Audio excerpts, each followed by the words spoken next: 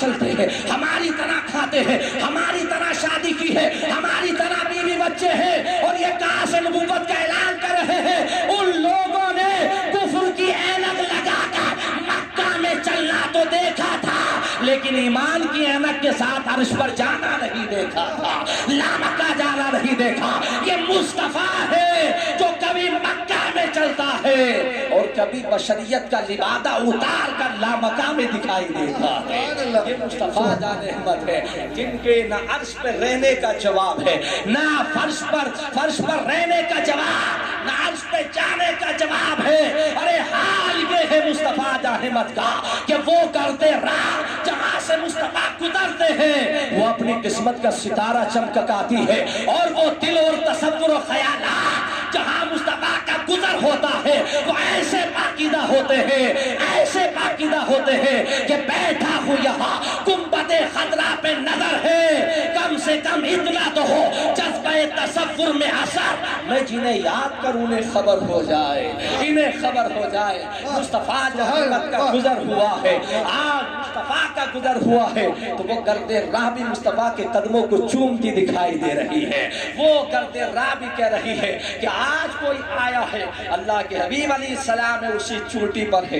نبی کو چھوڑ کر کے سارا مکہ چلا گیا تھا، سب میں کوہرام برپا ہو گیا، ادھر کے نوجوان جس کے ابو بکر کہا گیا ہے، یہ بات کی خطبہ سننے کے بعد کشا کسا اپنے اونٹ کے ساتھ آ رہا ہے، غلام ساتھ میں ہے۔ مکہ المکرمہ میں انٹری ہوئی، عصر کا ٹائم قریب ہو چکا تھا، اللہ اکبر قریب آج راستے میں جیسی مکہ میں انٹری کی، راستے میں ابو جہل سے ملاقات ہوئی، ان سے ملاقات ہوئی، کہا ابو بکر تم کہاں تھے، آج نہیں تھے؟ کہ نہیں میں ملک شام جا رہا تھا، میں واپس آیا ہوں ملک شام سے بیچ راستے میں۔ ابو جہل نے کہا سنو یہ بات ہے تمہارے امام کی، توجہ رکھو، زور سے بولو سبحان اللہ، بلند آواز سے بولو سبحان اللہ، سنو تمہارے امام کی بات۔ ابو بکر کی انٹری مکہ میں ہو گئی ہے، رات بھر کا سفر کیا ہے، دن بھر چلے ہیں۔ ابو بکر صدیق کو ابو جہل ملا، اس نے کہا کہاں گئے تھے؟ کہا ملک شام گیا تھا۔ کہا تم نے آج جو ہے آج کے پروگرام میں نہیں تھے؟ کہا نہیں میں تو ابھی واپس آ رہا ہوں۔ ابو جہل نے کہا بہت اچھا ہوا کہ آپ واپس تشریف لے آئے، مکہ کے حالات تو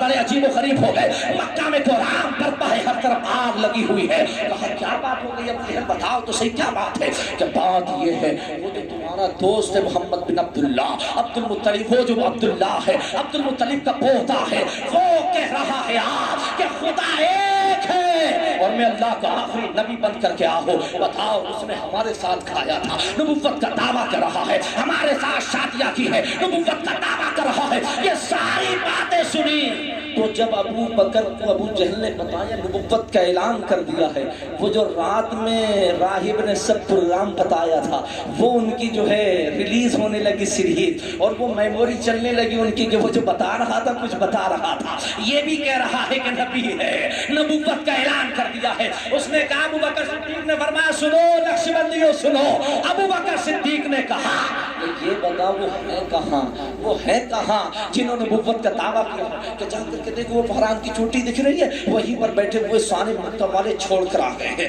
سارے مکہ والے چھوڑ کر آ گئے، ہم نے بڑا برا بھلا کہا جا کر کے سمجھاؤ، ان کا دماغ معاذ اللہ خراب ہو چکا ہے۔ ارے مصطفیٰ کا دماغ خراب ہوگا جو کائنات کا دماغ درست کرنے کے لیے جلوہ گر ہوا ہو، وہ مصطفیٰ ہے۔ ارے مصطفیٰ تو مصطفیٰ، اگر کائنات میں کسی کا دماغ خراب ہو تو وہ شہر مدینہ کی خاک لے آئے، اسے پلا دے تو اللہ اس کا دماغ درست کر دے گا۔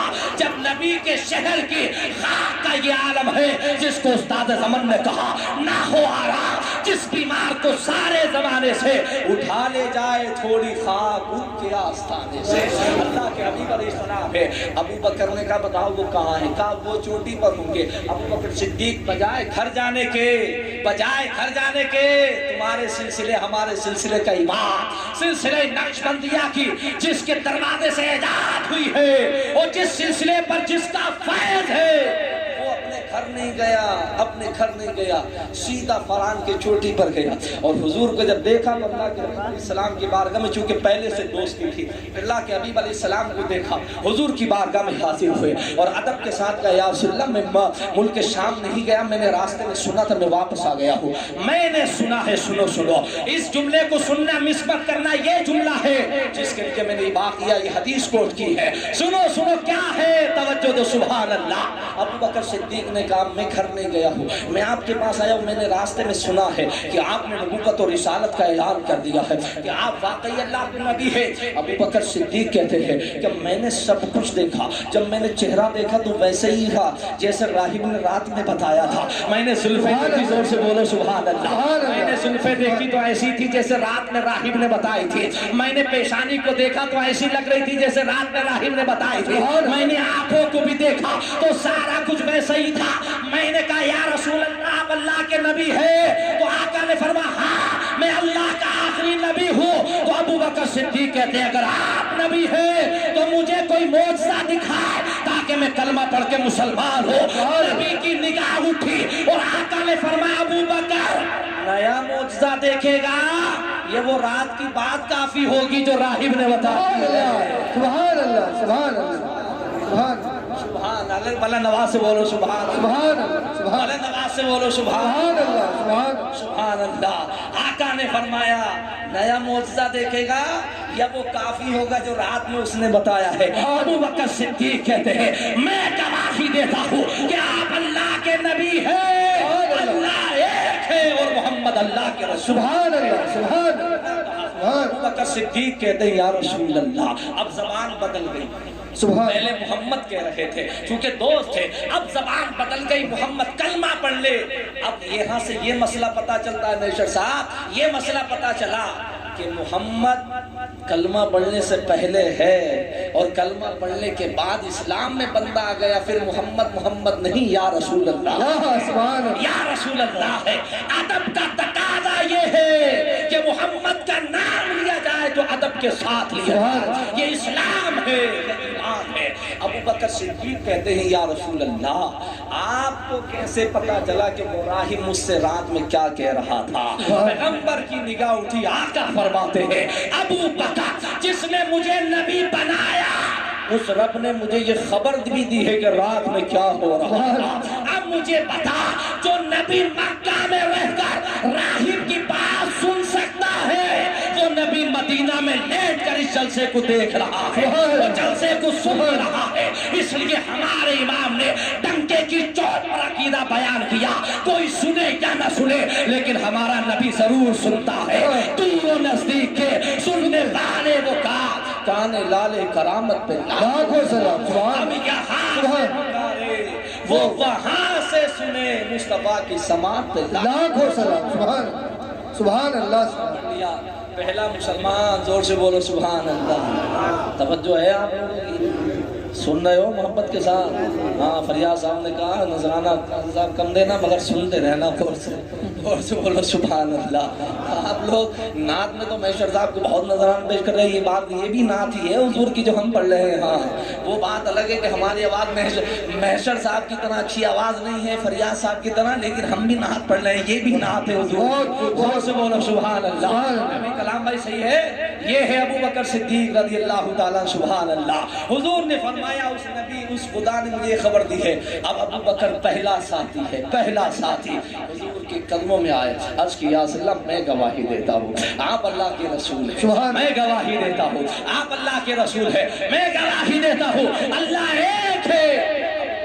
صدیق نے کہا میں نے ساری نشانیاں تو پا لی تھی لیکن اس راہب نے ایک بات اور بتائی تھی کہ ان کے شانوں کے درمیان ختم نبوت کا ستام ہوگا۔ میں نے عرض کی یا رسول اللہ میں نے دیکھا آپ کی زلفیں ویسی ہے جیسے اس نے بتایا تھا، آپ کی پیشانی ویسی ہے جیسے اس نے بتائی تھی، یا رسول اللہ آپ کی چشمان مبارک بتا رہی ہے جیسے اس نے بتایا تھا، لیکن اس نے ایک چیز اور بتائی تھی، آقا اس کو بھی دکھاتے۔ پیغمبر کی بارگاہ میں التجا کی تھی، مصطفیٰ نے اپنا جبہ شریف ہٹایا اور ہٹانے کے بعد ابو بکر دیکھ اللہ نے ختم نبوت کا تاج میرے سر پر، سبحان اللہ، سبحان اللہ، کہتا ہے ما کان محمد ابا احد من رجالکم کی اے لوگو محمد الرسول اللہ تم مردوں میں کسی مرد کے باپ نہیں ہے، یہ اللہ کے رسول ہے اور آخری نبی ہے۔ اللہ نے نبوت ان کے اوپر ختم کر دی۔ سبحان ابو بکر صدیق رضی اللہ تعالیٰ، سبحان اللہ۔ کون ہے ابو بکر صدیق؟ حضور کا کلمہ پڑھ لیا، مسلمان ہو گئے۔ اب آئے حضور نے اعلان کیا تو تنہا تھے، اور جب اترے تو ابو بکر ساتھ میں تھے، ابو بکر ساتھ میں حضور لے کر کے آئے۔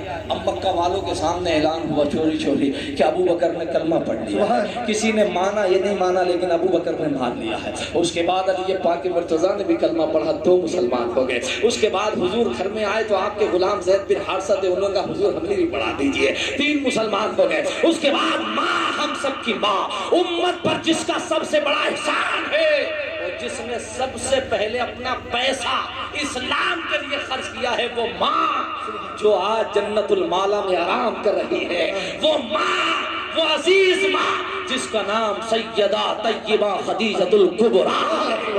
سبحان یہ پہلی خاتون ہے، پہلی خاتون، اس پہ اتفاق ہے، شہزاد اس پہ اتفاق ہے، اس پہ اجماع ہے، یہ پہلی خاتون ہے جس نے سب سے پہلے رب کا کلام اپنے کانوں سے سنا۔ سبحان رب کا کلام اپنے، نہ ابو بکر نے بھی نہیں سنا، علی نے بھی نہیں سنا، کسی نے نہیں سنا ہے۔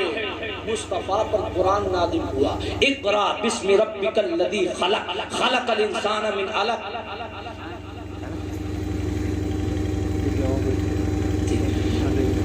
سنیے، اقرا بسم ربک الذی خلق، خلق الانسان من علق، اقرا وربک الاکرم الذی علم بالقلم، علم الانسان ما لم یعلم۔ جب یہ غار حرا میں آئے، کون لے کر کے آیا؟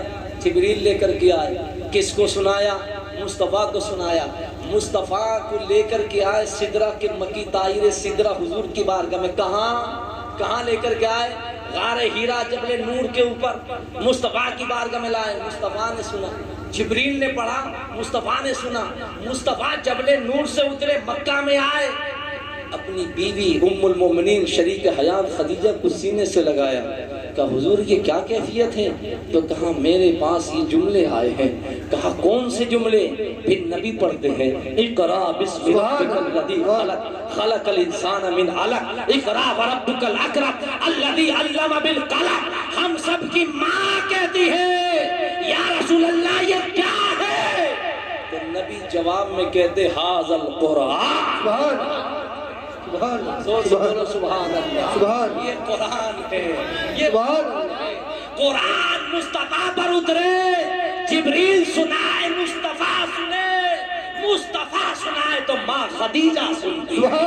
یہ کائنات کی پہلی ماں ہے جس نے قرآن سننے کے بعد سب سے پہلے اسلام پر اپنی تجوریاں کھولی۔ ماں ہو تو ایسی، بیوی ہو تو ایسی، ام المومنین خدیجہ ہے۔ عرض کی تھی آقا آپ دین کا کام کیجئے، جتنے مال کی ضرورت پڑے گی خدیجہ دینے کے لیے تیار۔ سبحان اللہ، سبحان ابو بکر صدیق رضی اللہ تعالیٰ، 5 مسلمان ہو گئے، 5 کتنے مسلمان؟ 1 عورت، کتنی؟ 1 عورت اور 4 مرد۔ 4 مرد میں 2 بچے تھے اور 1 مرد حضرت ابو بکر صدیق رضی اللہ تعالیٰ، یہ 5 مسلمان ہوئے۔ سبحان اللہ۔ اس کے بعد تبلیغ بڑھی، تبلیغ بڑھی، تو تبلیغ جب آگے بڑھی تو 1 اور مسلمان ہوا، چھٹے مسلمان کا نام حضرت عثمان غنی رضی اللہ تعالیٰ۔ زور سے بولو سبحان، زور سے بولو سبحان اللہ۔ پھر تبلیغ آگے بڑھی اور آگے بڑھی، جب آگے بڑھی تو 7ویں مسلمان ایک خاتون ہوئی جس کا نام ام جمیل ہے۔ وہ خاتون کون ہے؟ وہ خاتون ہے حضرت عمر ابن خطاب کی بہن۔ ان کے بھائی پھر تبلیغ آگے بڑھی تو 8واں مسلمان ہوا۔ 8واں مسلمان کون؟ حضرت عمر کے خود بھنوئی تھے، وہ مسلمان ہوا۔ اس کے بعد تبلیغ آگے بڑھی، جب 10واں مسلمان ہوا تو کون؟ حضرت عمار ابن یاسر ہوئے کھڑے، ان کی ماں ہوئی، ان کی بیوی ہوئی۔ اس کے بعد تبلیغ آگے بڑھی، تبلیغ جب آگے بڑھتی رہی تو پھر کلمہ پڑھا لوگوں نے، تو کلمہ پڑھا تو حضرت نعیم وہ مسلمان ہوئے۔ پھر تبلیغ آگے بڑھی اسلام کی تو لوگ کلمہ پڑھتے رہے، حتیٰ کہ 29 لوگ مسلمان ہوئے۔ جب 29 لوگ مسلمان ہوئے تو 30واں کلمہ پڑھا سرکار کے چچا حضرت امیر حمزہ۔ پھر لوگوں کی تبلیغ آگے بڑھی، لوگ کلمہ پڑھ کے مسلمان ہوئے، تعداد بات پہنچی 39. جب 39 مسلمان ہو گئے، جس میں حضرت طلحہ بھی تھے، جس میں اور لوگ بھی شامل تھے، 39 مسلمان ہو گئے. حضرت ارقم تھے. یہ سارے لوگ جب 39 مسلمان ہو گئے، کچھ زمانے میں 13 عورتیں تھیں.